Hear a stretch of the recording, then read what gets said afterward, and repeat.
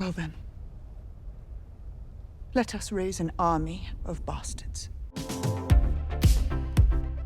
Hey, welcome back to ScreenCrush. I'm Rhaena, and this is all of the Easter eggs, references, and little things you might have missed in House of the Dragon Season 2, Episode 7. This was one of the most ambitious episodes yet, with some of the best dragon choreography we have ever seen. It also perfectly sets up a Team Black comeback arc, and come on, who does not love an underdog? I cannot wait to break this baby down, but first, thank you guys so much for supporting us and clicking this video, and for shopping our merch store, where we have a lot of fun designing House of the Dragon parody merch for you. We have this twins pointing meme and the Team Green and Team Black baseball tees. Shopping our merch store is the best way to directly support our channel. The links are below. So this week, we don't get anything new in the opening credits, but boy, I cannot wait to see the new scenes for next week. This episode is written by David Hancock and directed by Loni Perister. Now, Perister has directed some great horror TV shows like American Horror Story, Castle Rock, and Scream Queens. You can really feel his horror influence in the episode, but we'll get into that in just a little bit. We open with Syrax and Seasmoke on the same beach that Adam first saw Seasmoke earlier this season. Also notice that Rhaenyra is wearing a belt depicting two dragons fighting, symbolizing the greens and the blacks. When Rhaenyra walks over to Adam, Syrax follows her closely, a callback to this line from Season 1. Take care not to startle Syrax, my lords.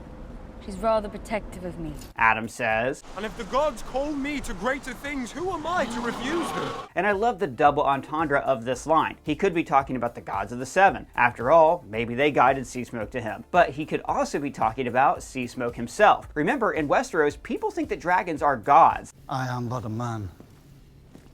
The dragons are gods. With that logic, Adam was literally chosen by a god himself. We cut to Queen Alicent. Now in this scene, she is basically haunted by Rhaenyra. Not only is she in Rhaenyra's old chambers, but she's being treated for a cut identical to the cut that she gave to Rhaenyra the night Aemond lost his eye. And let's not forget, they also both slept with Sir Criston Cole in this room. For so long, Alicent considered herself above Rhaenyra. Rhaenyra was sacrilegious, whereas she was holier than thou. But Alicent ended up in the exact same place with the exact same wounds as her counterpart. Alicent says, all my life, I have endeavored to serve both my house and the realm, and somehow none of it matters. We are cast aside. Now, we're led to believe that she's talking about the riotous townsfolk, but I don't think she is. She's actually speaking about everyone in court who used her and systematically pushed her out. I mean, think about it. Weeks ago, her and her daughter were used as props for their grief because it made the crown more sympathetic. But they were pushed aside the second they weren't useful. They were out in the city because Aemon told his mother to do domestic pursuits. And even though neither of them have power anymore, they were the ones assaulted by the crowd. How did you know all that? Well, because I like solving puzzles and problem solving. That's why lately I've been taking math and science courses. Oh, jeez. I hate math and science. They were my worst subjects when I was in puppy school. Oh, no, I was a terrible math and science student in school, but now that I've grown up, I feel like I missed out by not paying attention to all that stuff. Like the other day, I built this key holder and the plan said to cut two angles at 22.5 degrees, and I had no idea how to figure that out. So I took a geometry lesson on Brilliant. They're the sponsor of this video. With Brilliant, I spend about 15 minutes a day doing math and science lessons to sharpen my brain. Brilliant helps you to learn something new every day, like science, computer science, or math. You'll learn to understand big things like terraforming Mars or regular household items like how cell phones work. Yeah, cell phones are connected by tiny, invisible little wires. Everybody knows that. Actually, it's radio waves broadcast between cell sites. It's all really interesting stuff. You see, guys, math and science are hard, but learning hard subjects makes you better at solving problems in real life. Like, I wish I would have had these lessons when I was in school, because instead of a teacher droning on and on, Brilliant builds your understanding with hands-on problem solving. And this method is proven to work 6 times better than just watching lecture videos. These lessons let you play with concepts from the ground up. Plus, these lessons were created by an award-winning team of teachers, researchers, and professionals from MIT, Caltech, Duke, Microsoft, Google, and more.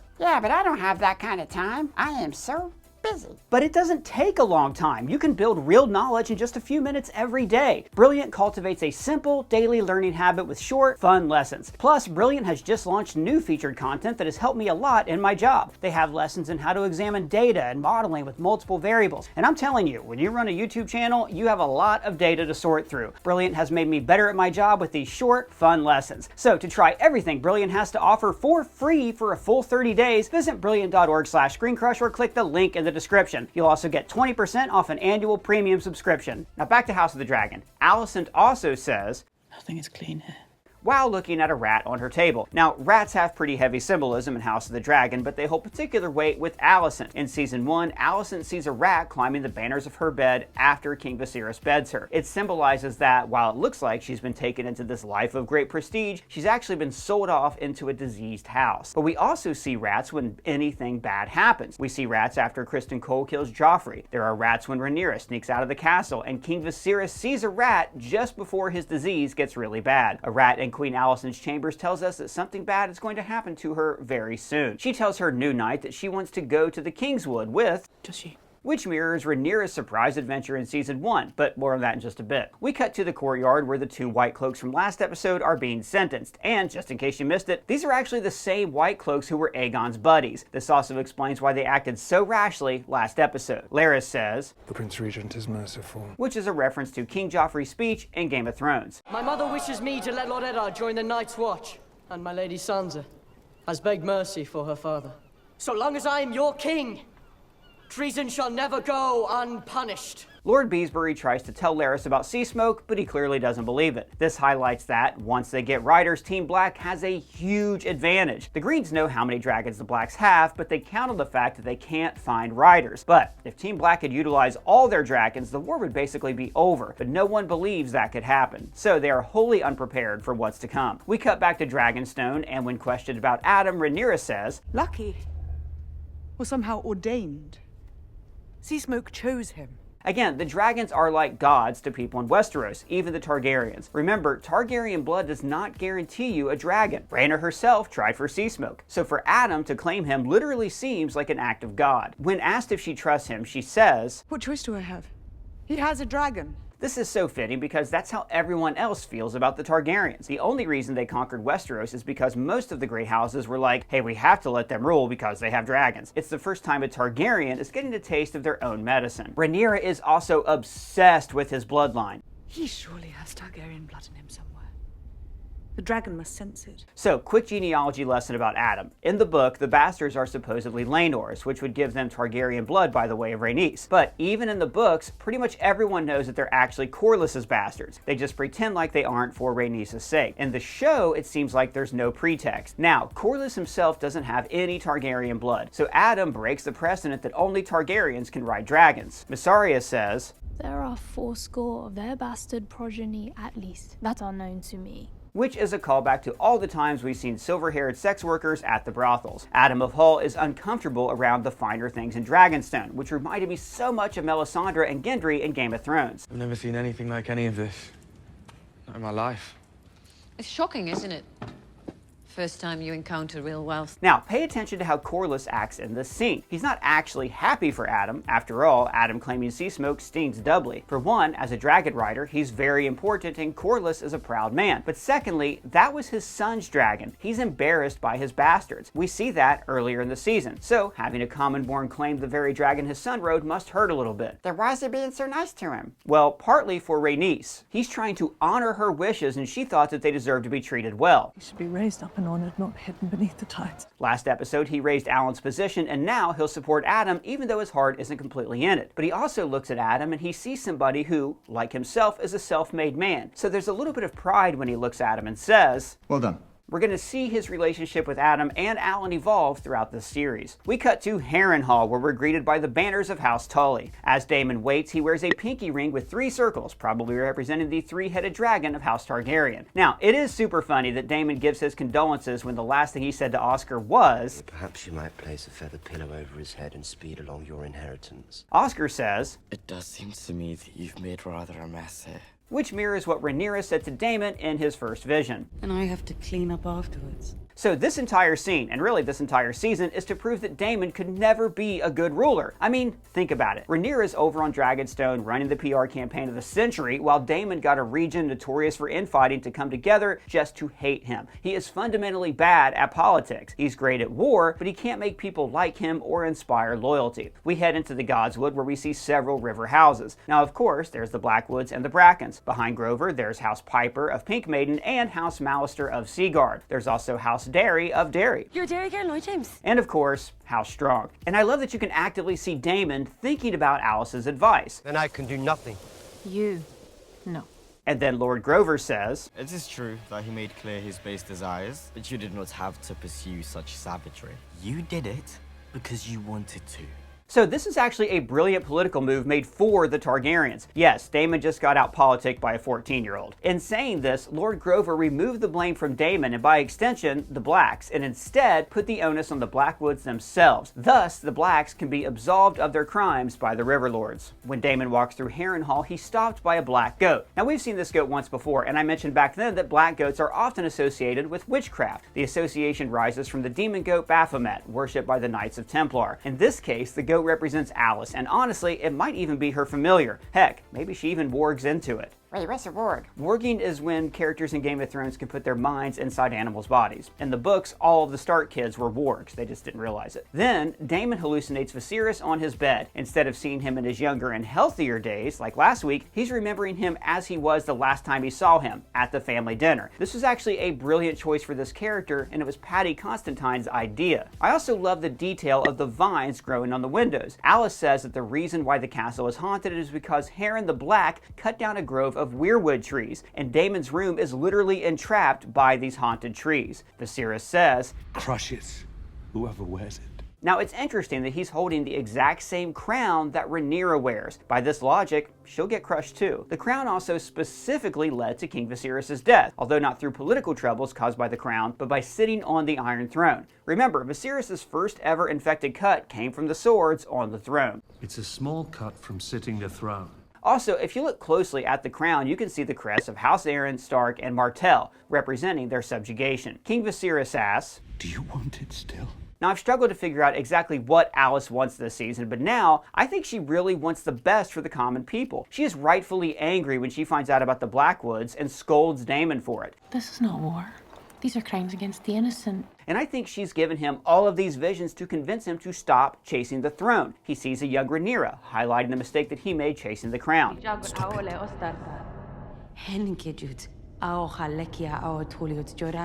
Alice makes him relive the moment with Viserys where he lost the crown. "The heir for a day. Did you say it?" He sees his dead wife, urging him to leave Harrenhal and check on his children. Have you looked after our girls?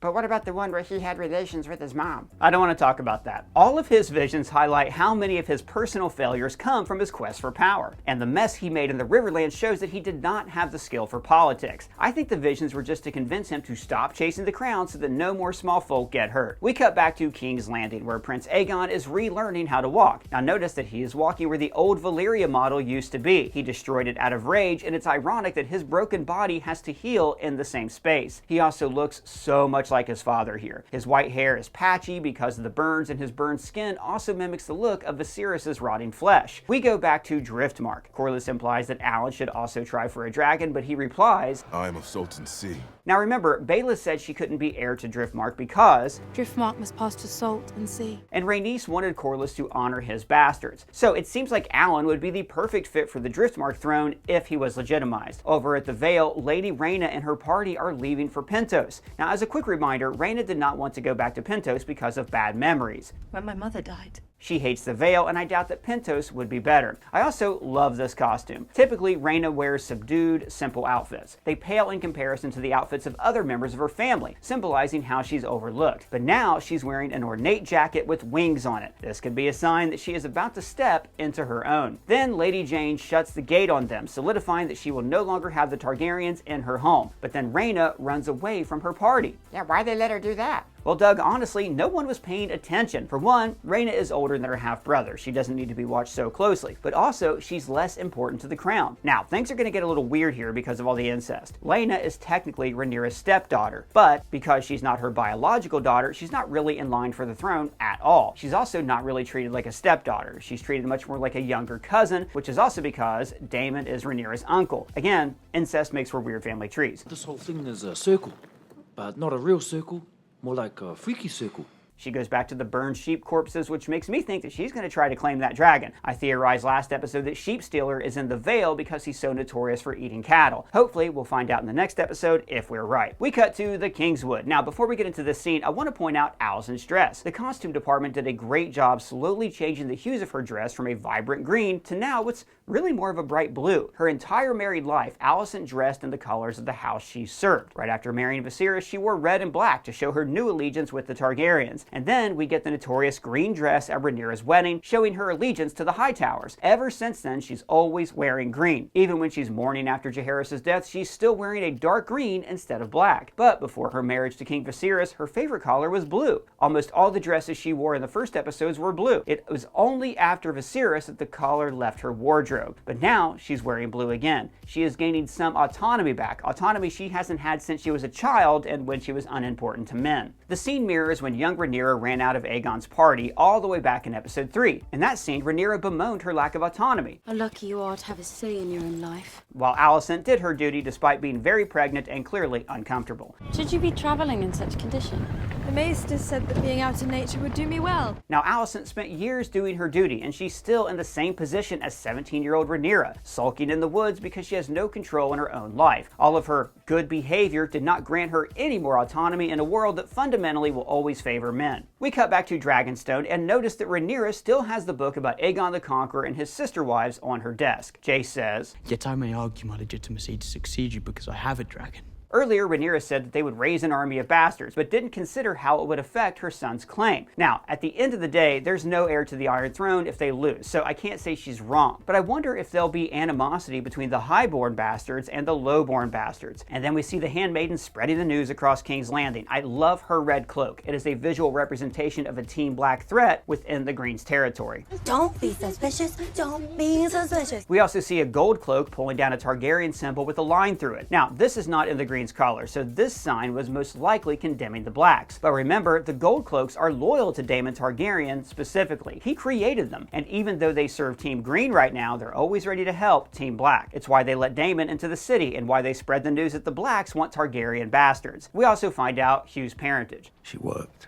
in a pleasure house. She was granted more freedom than most, and because rich men paid more, a woman with silver hair. So, unlike Ulf, he's a bit more removed from the Targaryen dynasty. Instead of being a Targaryen bastard himself, his mother was a Targaryen bastard. So that means that his grandfather was King Jaehaerys. She used to tell me I was no different to her brother's boys, Viserys and Daemon. In the books, King Jaehaerys does not have a reputation for sleeping around, so this is totally new lore. However, it does say that he wasn't always honest with his wife, Queen Alicent, about the sexual happenings of House Targaryen. Fire and Blood says the ancient rite of First Night had been invoked mayhaps more often on Dragonstone than anywhere else in the Seven Kingdoms, although good Queen Alicent would surely have been shocked to hear it. Now, the rite of First Night was an ancient rite that said the Lord of the Land can have sex with a newly wedded bride on their wedding night. Super gross, I know, and Queen Alicent worked hard to change the realm's policies regarding this. But if Jaehaerys was lying about that, maybe he was secretly getting around and just really good at keeping it under wraps. We go back to Alicent in the Queen's Wood. She's actually at the same river where Rhaenyra and Sir Criston Cole stopped in episode 3. This shot of her floating in the water is a reference to the iconic painting Ophelia by Sir John Everett Millais. Who's Ophelia? So Ophelia is a character in the Shakespearean tragedy Hamlet. In the play, she's incredibly obedient to her brother and father, which allows Hamlet to manipulate her. Eventually, after being rejected by Hamlet and realizing that she was only a pawn, she goes crazy and eventually accidentally drowns or commits suicide, depending on who you ask. Alicent clearly represents Ophelia in this scene. Having done everything that was ever asked of her, she's now been cast aside. She thought she was gaining ground for herself, but really, she was just used. And like I said, Ophelia dies in the play. Remember what she said to her White Cloak. When does your grace mean to return to the city? I'm not yet certain I do. She was considering suicide here, but then she saw a bird. Now in literature, birds usually represent freedom. She realized that being cast out of the political game means that she can actually be free instead of listening to whatever her father or husband or son says. Now that's not to say she has complete autonomy. She's still a woman in Westeros and her psycho child is still the king, but she's free from serving her house or the realm. She's free to serve herself, however that looks. Back on Dragonstone, there are scores of Targaryen bastards in the castle, and man, the costuming in this episode was just amazing. Here, Rhaenyra is wearing one of the most extravagant gowns that we've ever seen in Season 2. Don't get me wrong, Rhaenyra always dresses nice, but this is a different level. She's wearing additional adornments such as the shoulder pads and the cape. Additionally, her hair is even more elaborate than usual. Even her necklace is nicer. Throughout the season, she primarily wore a metal triangular necklace, but here, her necklace is adorned with a huge stone in the middle, and there are metal teeth surrounding it. She uses the clothes to signal to the common people her status so that they will respect her. They may be be here to try to claim a dragon, but she is the only heir to the Iron Throne. The Dragon Keepers say, So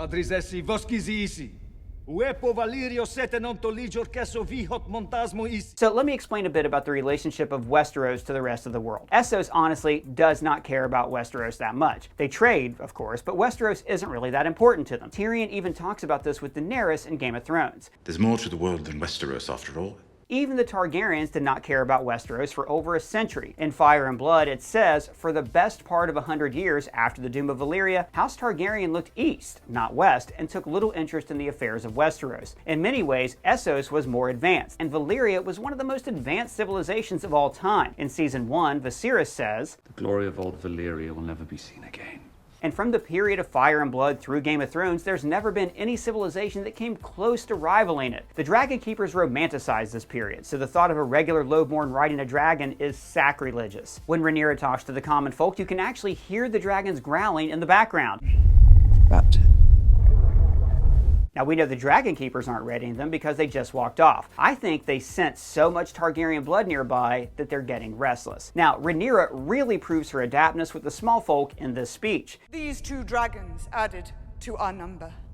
The enemy will have no choice but to give way, and peace will be restored. Now, I won't pretend that this is all from the goodness of her heart, but from a rhetorical perspective, it is a masterful speech. She knows her audience are people of King's Landing who were ignored by both kings. One save face a bit more than the other. Our victory depends on the efforts of the small folk. But at the end of the day, neither Aegon nor Aemond cared if they lived or died. Not only does she address these issues, privation, starvation, war. This is our purpose. To end those hardships. But she weaponizes them. She doesn't say that claiming a dragon will help her win the war. Instead, she says claiming a dragon will give the common folk peace. She equates fighting for her with fighting for themselves. It's brilliant. It's smart, sophisticated propaganda. As Rhaenyra is speaking, she walks up to a disfigured man. Now, the timeline is a bit off, so it can't be the same kid that we saw in the fighting pits last season, but my guess is that he's one of his brothers. After all, Aegon started going to brothels pretty early on, and I got the sense last season that it wasn't the first time one of his kids was forced to fight. Rhaenyra says, The dragon, named Vermithor, is the largest in the world after Vhagar. So, quick history lesson here on Vermithor. Vermithor was claimed by King Jaehaerys. In fact, his egg was placed in the king's crib. He didn't have any riders during King Viserys' reign, and now, at almost 100 years old, he is ready to come out of retirement. Who says you can't teach an old dog new tricks? As they go to the Dragon Mont, Rhaenyra says, May the gods bless you. And again, love the double entendre. Is she talking about the gods of the Seven, or is she talking about the dragons themselves, who are often equated to gods? Now, remember how I said that director Lonnie Perister did some great horror TV shows? Well, it really shows in this scene, and it's awesome. For the first 8 episodes of season 1, dragons were always majestic. They have some intense action scenes, but they are filmed like magical beasts instead of scary ones. We start to see their more ferocious side at the end of season 1, but this season, we really saw how terrifying they are, and this scene completely severs them from their more whimsical roots. This is not a majestic beast. This is a horror movie monster. From the get-go, the sound design is amazing. We hear these thundering footsteps, reminiscent of giant monster movies like King Kong or Godzilla. Instead of showing us the cavern, there is a close-up of Rhaenyra, and we see her fear, and that immediately makes us anxious. If Rhaenyra can control these monsters and she's nervous, then we're going to be nervous too. We even get the addition of the wind from Vermithor's breath, so we know just how large he is. Then we get almost a POV shot from Vermithor. We see all of the humans on the plank, and they look tiny. They're inconsequential in front of this beast. And when Vermithor steps out of the shadows, it's just awesome. It sends shivers down my spine. It makes it all the more impactful when Rhaenyra calms him. This literal monster healed to her almost immediately. It makes complete sense that people think that the Targaryens are closer to gods than men. Rhaenyra leaves the bastards to claim him, and damn, we get one of the most savage dragon scenes of all time. It almost looks like it's done found footage style. When we're following Hugh, we're not just following his character, but his gaze, much like the camera would if he himself was holding it. It reminded us a lot of Cloverfield, one of the best found footage monster movies of all time. And the reason this works so well is because we feel his panic. We're not in the viewing area with Rhaenyra, watching it objectively. Instead, we are down on the ground. We're running, waiting for the moment that our anchor, Hugh, gets burned alive. Also, the fire comes so close to the camera that at times, it even seems like the camera could go up in flames at any moment. In fact, Vermithor lunges almost directly at the camera at one point, and his bite splashes water into the lens. The direction does everything to make us feel like we're in the Dragonmont with them and in danger of dying at any moment. I also loved how Hugh claimed Vermithor by attempting self-sacrifice. With Lord Darkland, they said he couldn't show fear. I think that Hugh's lack of fear, or rather his readiness to die, is why he was finally able to tame him. And that really ups the contrast between him and Ulf. Ulf literally stumbles through shit into Silverwing's path. He doesn't even seem to realize that she's there because she blends in so well with the rock face. But Silverwing instantly likes him. She does the same little nuzzle gesture that we saw with Sunfire and Aegon. She really said, "Oh, he's kind of stupid. Can I take him home?" Can we keep him, please, please, please? I think this is showing how the different dragons have different personalities that would attach them to different riders. For instance, they called Vermithor the Bronze Fury, and she's claimed by a blacksmith, a man who's full of rage and works with bronze, whereas Ulf is a bit more simplistic and stupid. So a mother dragon like Silverwing would take to him because she feels like she needs to protect him. Now, there is so much symbolism with Ulf breaking the eggs. In the previous seasons, the eggs were cherished. They were also retrieved by Daemon, who isn't there to get them. Their very existence in the Dragonmont highlights how the blacks are already fractured, but Ulf stepping on the egg shows that any of these bastards could break the blacks, even by accident. Massarius says, They are as like to serve you as highborn lords or ladies, perhaps more.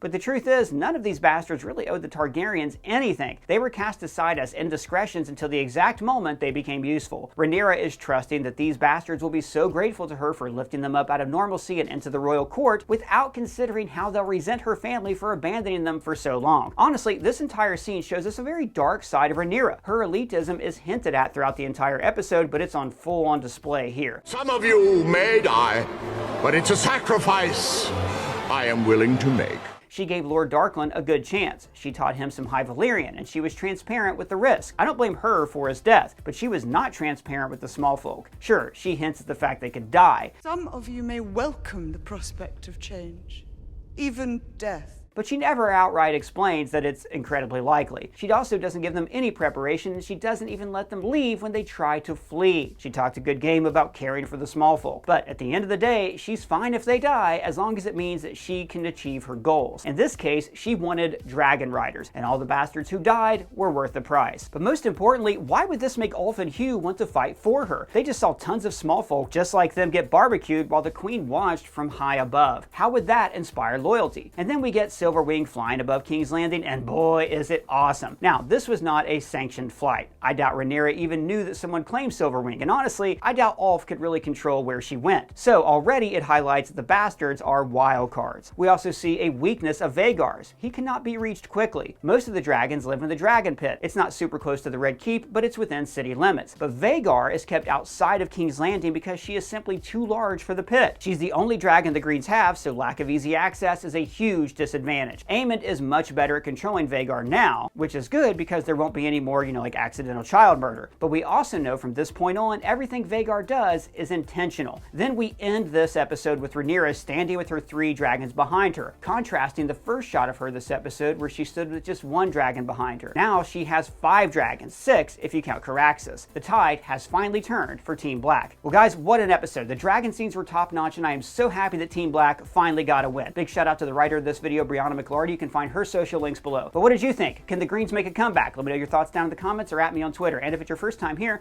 welcome to the channel. Please subscribe and smash that bell for alerts. For ScreenCrush, I'm Ryan Airy.